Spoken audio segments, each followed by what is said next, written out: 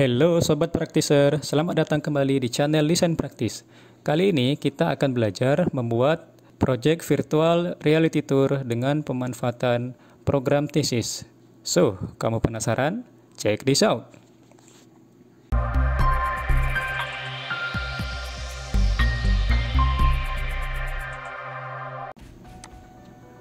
Selamat datang kembali di channel Desain Praktis. Kali ini kita akan membuat sebuah project virtual reality tour dengan program tesis. Ya. Jadi project kita yang ketiga ini merupakan project virtual reality yang saya kategorikan cukup advance karena memang dalam pembuatannya ini sangat kompleks. Tetapi ada begitu banyak fitur yang dimiliki oleh platform ini dibandingkan project virtual sebelumnya yang pernah kita buat.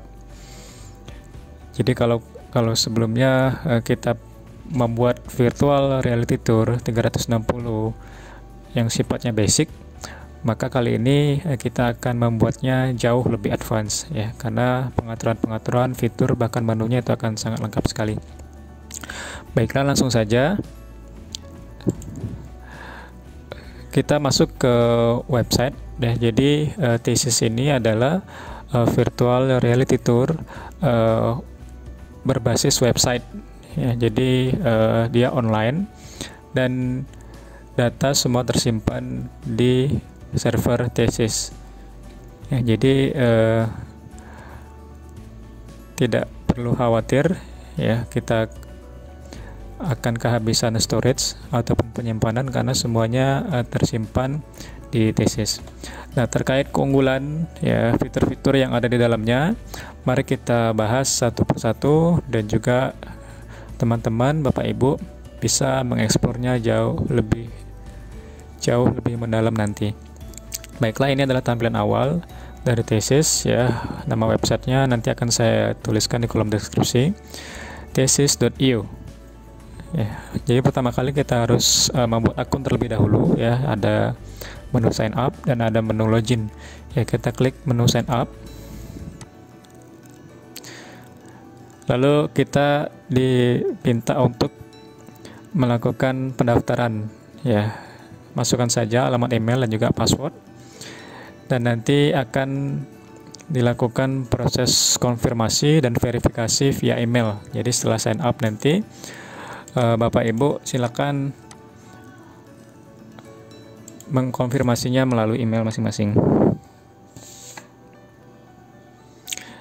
Nah, ini adalah dashboard ya, tampilan home ya, tampilan ketika kita sudah berhasil login ya. Nah, di dalamnya ada beberapa menu, hanya kita tidak perlu terfokus kepada yang di sini. Kita fokus saja untuk pembuatan virtual reality tour kita kali ini. Nah, di sini memang ada pilihan-pilihan untuk mengupgrade ya, ada pilihan untuk mengupgrade, namun ini tidak membatasi banyaknya fitur yang bisa kita manfaatkan di dalam platform ini.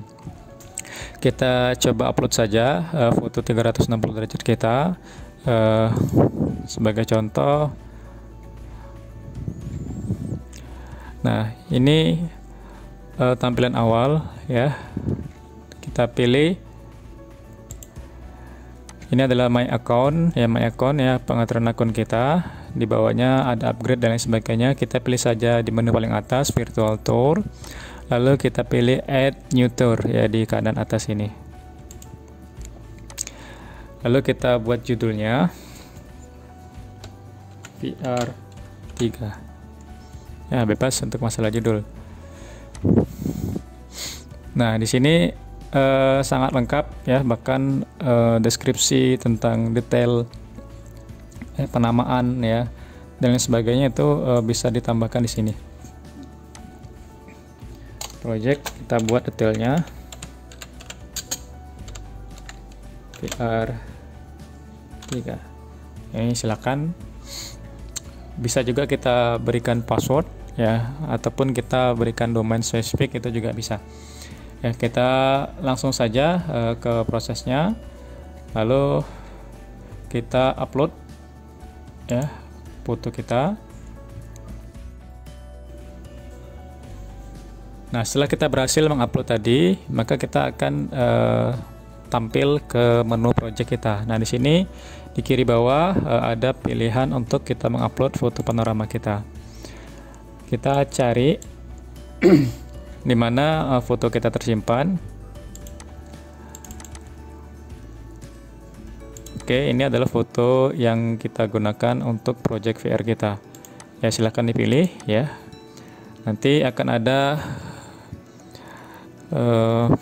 persentase proses penguploadan foto 360 kita. Ditunggu saja sampai dengan 100%. Jadi karena ini online, artinya kita full ya menggunakan internet. Oke, satu sudah masuk ya foto. Oke, nah ini adalah foto 360 kita. Karena di atas menunya ini ada beberapa menu help ya, ada kalau kita ingin kesulitan ketika kita pengen membuat project VR kita. Nah, ini kualitas foto ya yang akan kita edit ya. Kita gunakan medium saja karena ini dalam proses editing. Lalu kemudian ini beberapa tampilan di device yang memungkinkan ya, dari mobile, ini tampilan di HP seperti ini. Lalu kemudian tampilan di tablet seperti ini. Lalu tampilan di desktop ya, PC ataupun laptop seperti ini. Ya, silakan dilihat previewnya di setiap masing-masing device. Nah, lalu kita coba tambahkan ya satu panorama, satu lagi fotonya. Kita tambahkan, kita coba tambah yang ini. Oke, selesai kita upload untuk panorama yang kedua. Kita sebagai uji coba kita gunakan dua foto saja. Nah, sekarang kita akan belajar tentang bagaimana fitur-fitur yang ada di dalam thesis ini ya. Nah, di sini bahkan pengaturannya sangat detail sekali, sangat lengkap ya. Di sini ada info, ada movement, ada auto linking, bahkan bisa menambahkan background sound ya, ada sound di belakangnya, back sound, lokasi, dan juga ada catatan ya. Dan di paling kanan ini ada menu utama ya. Ini yang pertama kali ini terkait mengenai properti ya. Jadi properti dari semua event ataupun dari fitur yang ada di dalam thesis ini ya. Kalau kita klik di bagian project property, nah ini ada informasi terkait nama, berapa jumlah hotspot yang sudah kita tambahkan. Nah, lalu ini bisa kita melakukan pengaturan tingkat kehalusan ya, maksudnya ketika kita menggeser foto kita seperti ini, maka ini bisa kita atur ya. Kalau kita atur di hard, maka dia seperti ini pergerakannya ya, agak kasar ya, agak kasar seperti ini. Namun ketika kita atur ke halus, maka gerakannya seperti ini ya, bisa kita lempar, sangat halus sekali. Atau kita atur saya seperti ini, jadi dia bisa mengikuti kursor mouse kita ya. Ini bisa disesuaikan dengan kebutuhan ya.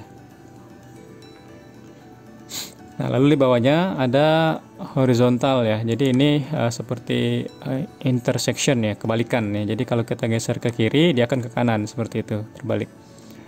Ini yang vertikal, kalau kita geser ke atas dia akan ke bawah ya. Ini tergantung selera ya, kalau saya dimatikan saja. Nah, lalu auto linking ini nanti ini adalah semacam fitur kemudahan ya, kita menghubungkan antara satu foto dengan foto yang lain tanpa harus bekerja dua kali ya. Jadi ketika foto itu sudah terhubungkan satu sama lain, maka ketika kita klik auto linking, otomatis akan terbuat linknya ya. Jadi ini akan sangat membantu dan memudahkan sekali dalam pembuatan project nanti akan kita demokan. Nah, di sini kita bisa menambahkan sound ya, back sound ketika kita membuka sebuah panorama. Nah, ini sangat menarik sekali ya. Jadi kita bisa tidak hanya foto yang tidak ada sound di belakangnya, maka dengan ditambahkan sound ini bisa membuat project VR kita semakin menarik ya. Terlebih lagi kita bisa mendapatkan tempat-tempat yang memang itu sangat artistik ya, ataupun tempat-tempat yang kemudian bisa kita manfaatkan untuk kebutuhan kita, baik sebagai media pembelajaran ataupun sebagai promosi kegiatan pariwisata ataupun bisnis kita. Nah, ini menu geolocalization ini adalah kita menempatkan lokasi di mana titik VR kita ini dibuat ya. Jadi silakan disesuaikan, silakan dicatat alamat di Google Map-nya ya, bisa dicek ya di Google Map, ataupun kita bisa langsung buka map di sini, peta ya, langsung kita tunjuk di mana posisinya ya, sesuai dengan di mana project VR ini dibuat. Nah, lalu yang terakhir kita bisa menambahkan catatan apapun ya tentang panorama yang kita buat ini. Nah, ini untuk fitur menu yang pertama ya. Nah, yang kedua ini ada namanya panorama property ya. Jadi kalau yang tadi ini adalah project property, artinya properti dari project kita secara keseluruhan. Nah, ini adalah properti dari panorama ya, properti dari masing-masing foto 360 ini. Coba kita cek di bagian general. Nah ya, bahkan di masing-masing ini bisa kita tambahkan title ya ataupun judul ya dari setiap foto ini. Bahkan thumbnail dari ini pun bisa kita atur ya sesuai dengan kebutuhan ya. Kalau kita ingin lebih artistik lagi, kita bisa membuat thumbnail khusus ya dari masing-masing panorama ini ya. Sedangkan di sini kan thumbnailnya hanya seperti ini ya, menyesuaikan foto panorama yang berbentuk 2 dimensi ya, karena dia bentuknya thumbnail seperti ini. Jadi silakan diupload ya kalau Bapak Ibu ingin terlihat lebih artistik lagi untuk thumbnailnya. Sama ya, ini ada 2 foto, jadi ada 2 pengaturan untuk panoramanya. Ini juga mengenai lokasi, ini bisa disesuaikan ya, posisinya bisa jadi bergeser, bisa jadi berbeda antara foto satu dan foto yang lain. Ini juga background, sama, tinggal ditambahkan saja. Nah, ini ada pengaturan batas maksimal orang bisa melakukan proses zooming ya. Nah, ini ya, nah batas, jadi nggak bisa lagi zoom ya. Kita bisa menambahkan atau mengurangi ya. Jadi ini sesuai dengan kebutuhan. Ataukah di sini ya sampai sejauh betul ya, orang bisa zoom, nah sangat jauh sekali ya, ataukah cukup di sini saja. Ini bisa disesuaikan dengan sesuai kebutuhan. Nah, ini kita memutar ya fotonya secara horizontal atau vertikal bisa diatur. Nah, lalu ada juga pengaturan untuk auto rotation ya, artinya foto ini bisa otomatis berputar sendiri ya. Dan ini pun bisa kita atur kecepatannya.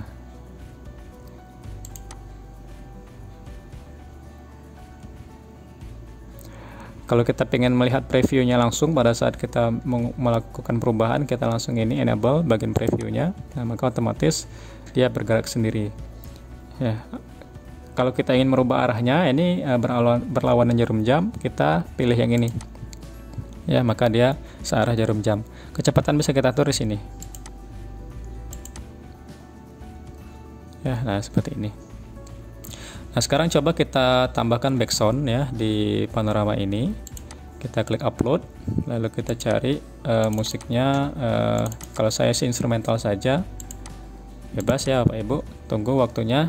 Mesti diingat bahwa file audio ini tidak boleh lebih dari 6 MB ya, jadi harus diingat. Kalaupun lebih background yang ingin kita tambahkan, silakan dikompres ataupun dikecilkan dulu file size-nya. Oke, sudah saya tambahkan. Kalau kita ingin langsung preview, bisa kita enable di sini. Nah, maka musiknya akan langsung otomatis. Ya. Kalau kita pengen, oke, kita matikan lagi. Kalau kita pengen ketika foto ini dibuka langsung musiknya berbunyi, kita enablekan autoplay. Ya, jadi ini otomatis akan terbuka lagunya tanpa harus kita buka secara manual. Oke, itu untuk sound. Nah, ini Bapak Ibu bisa bereksperimen sendiri ya terkait ini. Yang lain-lain ini sangat banyak sekali ya, tidak akan cukup tutorial kita jika kita jelaskan satu persatu. Tapi silakan Bapak Ibu melakukan explore ya, menyesuaikan dengan style masing-masing.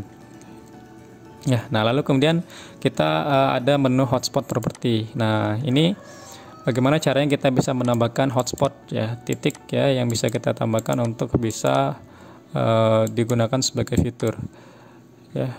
Nah ini ya, kalau kita ingin menambahkan hotspot ya, kita bisa pilih icon, teks, flare ya. Ini banyak pilihannya, kita pengen menambahkan apa saja, ini bisa ditambahkan apa saja. Saya pilih icon saja, lalu kita pilih font library-nya font awesome. Lalu coba saya cari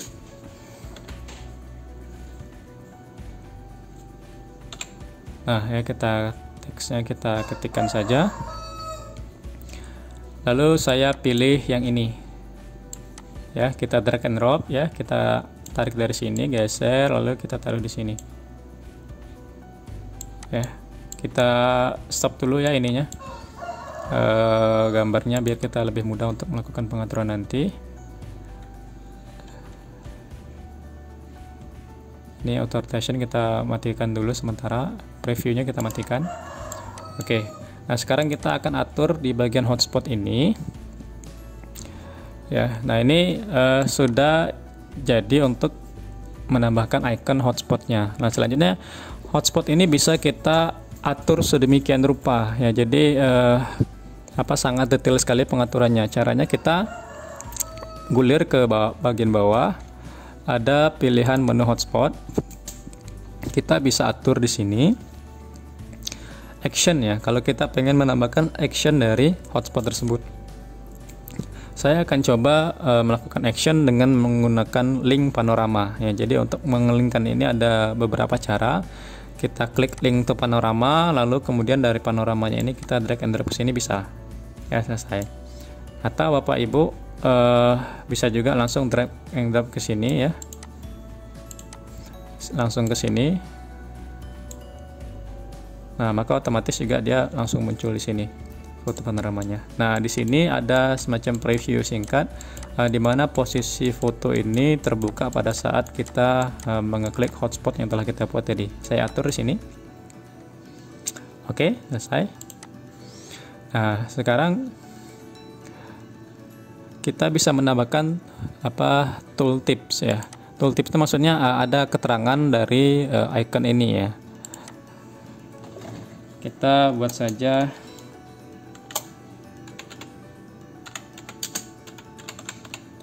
di sini.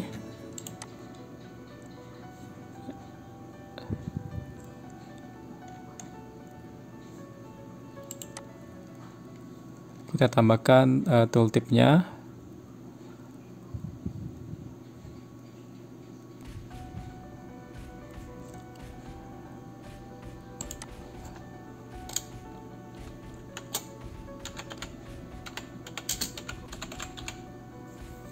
Lalu kita simpan. Nah, maka ada semacam keterangan di atasnya, di gambarnya, klik here ya. Kita tekan di sini atau apapun silakan. Ini bisa kita atur ya skalanya. Nah, ini pengaturan di mana menu ini ketika kita geser ya, hotspotnya apakah akan mengikuti arah dari penglihatan kita ataukah dia tertempel di fotonya ya. Jadi kalau kita ini pilihannya adalah tertempel di panoramanya, jadi tidak akan berubah. Tapi kalau sesuai dengan pandangan kita klik yang ini, face to camera. Nah, maka otomatis panoramanya juga akan berubah seperti itu ya. Nah, saya akan coba atur ya di bagian hotspot ini, bisa kita atur ya. Nah ini kemiringannya bisa kita atur, posisinya ya, kita buat seperti 3 dimensi. X nya seperti itu, Y nya kita buat agak miring seperti ini atau lurus saja nggak apa-apa. Z nya kita putar kemana arahnya, kita buat ke arah sini sesuai dengan arah tangga. Lalu tingkat transparansinya bisa kita sesuaikan ya. Oke, lalu skalanya bisa kita atur ya, besar kecilnya. Oke. Nah, flip kalau kita pengen membalik kiri kanan ya, horizontal, vertikal kalau atas bawah. Matikan saja.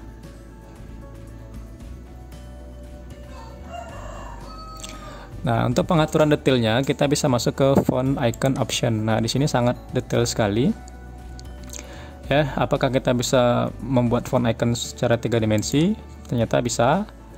Ya, lalu kita atur ya tingkat transparansinya, warnanya saya pilih abu-abu saja.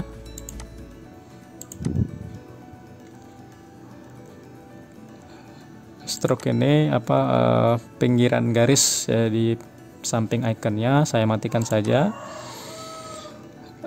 Lalu background ini tidak perlu saya pikir, hapus. Shadow saya tambahkan, bisa kita sesuaikan posisinya di mana.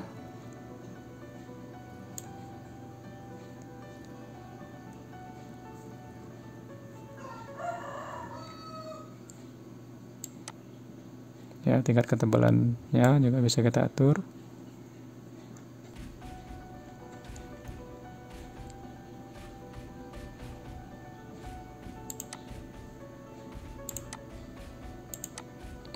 Oke, saya pikir cukup ya untuk ini. Lalu kita bisa menjadikan pengaturan ini sebagai pengaturan yang tidak perlu kita buat lagi di panorama-panorama yang lain ya. Kita klik kanan, lalu set as preset. Ya, kita kasihkan saja hotspot 1. Atau kita buat saja 1 ya, biar nggak susah. Submit. Nah, lalu akan coba kita lihat, ya akan kita eksekusi ya. Apakah sudah berfungsi hotspot ini menghubungkan antara satu foto panorama dengan panorama yang kedua. Kita klik kanan action atau bisa kita tekan spasi ya, kita bisa tekan spasi kan. Nah, maka otomatis dia masuk ya, dan sesuai dengan arah yang sudah kita tentukan tadi. Nah, di sini tidak ada link antara foto yang telah kita buat tadi ya. Tadi saya sudah menjelaskan gimana caranya agar bisa otomatis. Kita masuk ke bagian project property, lalu kita pilih auto linking. Nah, sukses. Maka coba kita tes ya, apakah di panorama yang kedua itu sudah ada.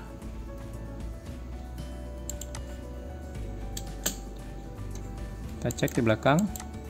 Nah, otomatis ada ya, sudah terauto linking. Jadi ini sangat memudahkan kalau kita nanti menambahkan beberapa foto yang mungkin agak sedikit merepotkan kalau kita buat satu persatu. Jadi fitur auto linking ini akan sangat memudahkan sekali. Di sini kita tinggal lakukan penyesuaian ya, terkait mengenai arah. Kita klik kanan lalu move hotspot ya, kita pindahkan kemana, geser ya ke sini. Lalu bagian hotspotnya kita agak putar sedikit di bagian ini, basicnya ya, di Z nya. Nah, seperti ini ya, seperti ini. Oke, sudah. Nah, kita kembali ke panorama 1. Nah, kita akan coba menambahkan beberapa fitur yang bisa kita manfaatkan. Seperti ini, keterangan patung ya. Saya akan coba menambahkan info seperti ini. Kita geser, drag and drop, lalu kita geser ke sini seperti itu. Lalu bisa kita sesuaikan propertinya.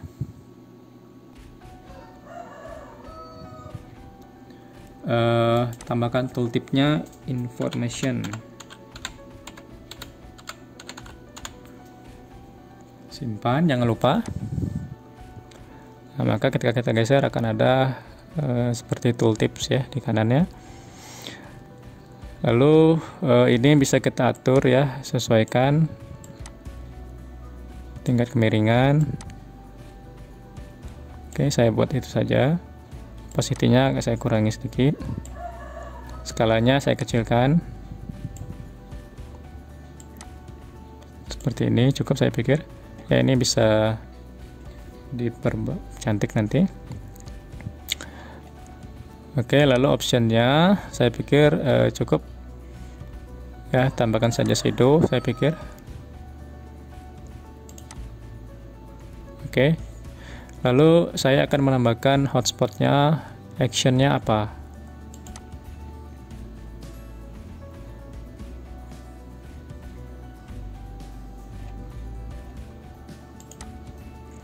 Actionnya itu adalah kita akan membuka foto ya. Ini Bapak Ibu bisa bereksperimen sendiri ya, karena sudah cukup paham mengenai project pembuatan VR. Jadi bisa kita mengelingkan antar foto, lalu kemudian kalau ada eksternal URL ya ke website, lalu video, kalaupun ada videonya, foto pun boleh. Beberapa foto yang bisa kita tambahkan bisa ya. Ada beberapa info panel bisa juga dibuat. Iframe dari website yang ingin kita tampilkan di potongan bagian tertentu di website bisa. PDF juga, file presentasi pun oke, bisa ditambahkan di sini. Nomor telepon pun bisa ya, nomor telepon dan email bisa ditambahkan. Nah, ini silakan nanti diuji coba sendiri ya. Cara pengaturannya sangat gampang sekali ya, tinggal di upload filenya ya di dalam project kita ini ya. Kalau number dan email ini tinggal diketikkan saja. Saya contohkan saja image. Saya coba upload.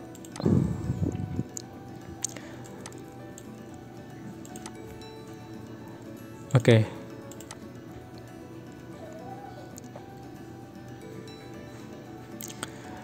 Sudah selesai diupload, kita simpan. Kita close. Oke. Nah, sekarang coba kita lihat. Nah, ketika ini diklik, apa yang akan terjadi? Coba kita tekan spasi. Nah, dia akan muncul foto seperti ini. Ya.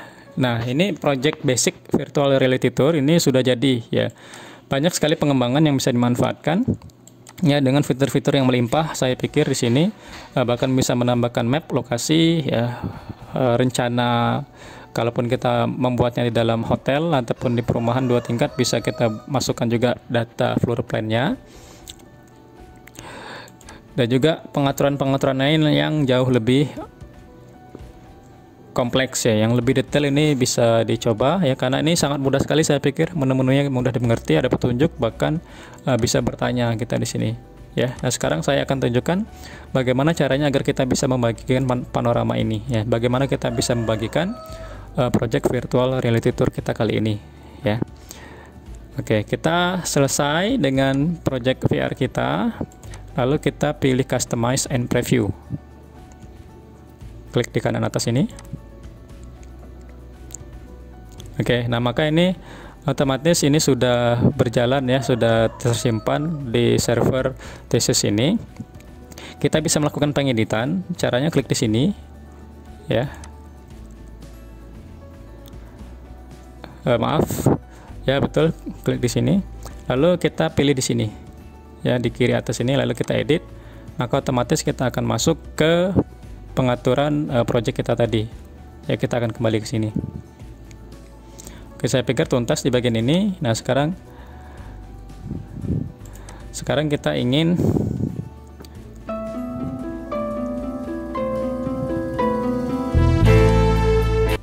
kita kembali lagi ke menu utama. Sekarang bagaimana caranya agar kita bisa mengambil link dari project kita ini?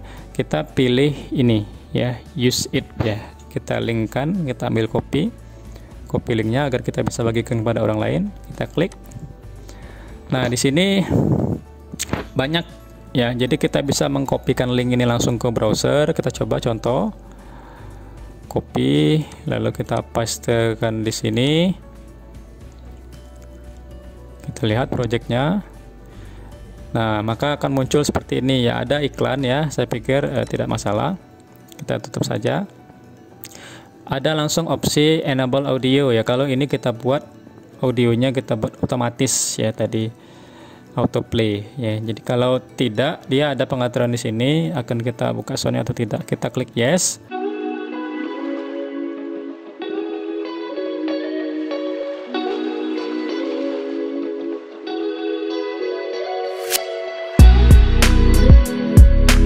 Oke, di sini cara untuk menghidupkan dan mematikan ya, di menu di atas kanan ini. Nah, lalu kita ada beberapa hotspot yang sudah kita tambahkan. Kita klik coba. Maka muncul fotonya. Dan kita klik di hotspot ini. Maka kita akan langsung masuk sini. Ya. Ya, ini linknya bisa online, langsung bisa kita bagikan kepada orang lain. Atau kita ingin mengkopikan HTML-nya ya seperti ini, ataupun kita mengembed ke website ya dengan pengaturan seperti ini, bisa disesuaikan ukurannya ya di dalam website kita. Ini tinggal kita kopikan saja JavaScript-nya ataupun iframe-nya ya sesuai kebutuhan. Ya, ini bisa semua. Ya, jadi banyak cara kita untuk bagaimana menempelkan project VR kita ini ke website kita. Karena dia sudah online, full online. Jadi dia tidak memberatkan storage penyimpanan kita kalau kita punya hosting ya. Oke, tuntas. Nah, namun project VR di Thesis ini mengharuskan kita ketika kita ingin mendownload project kita secara keseluruhan, ya itu mengharuskan kita untuk membayar sebesar $10 ya, atau sekitar 140.000. Tetapi ini tidak membatasi ya fitur-fitur yang ada yang bisa kita manfaatkan di dalam project Thesis ini. Saya pikir ini cukup realistis ya dengan kelengkapan yang dimiliki oleh Thesis ya dalam pembuatan project VR. Ya, saya pikir ini harganya cukup murah ya, kalaupun memang betul kita ingin menjadikan project ini sebagai project komersil. Ya, ada banyak keunggulan-keunggulan, nanti bisa dibaca sendiri keunggulan apa yang bisa kita dapatkan ketika kita memberi fitur premium dari Thesis ini. Nah, demikian saya pikir tutorial kita dalam tutorial pembuatan virtual reality tour dengan pemanfaatan program Thesis. Semoga bermanfaat. Selamat bereksperimen. Sampai jumpa di tutorial-tutorial selanjutnya.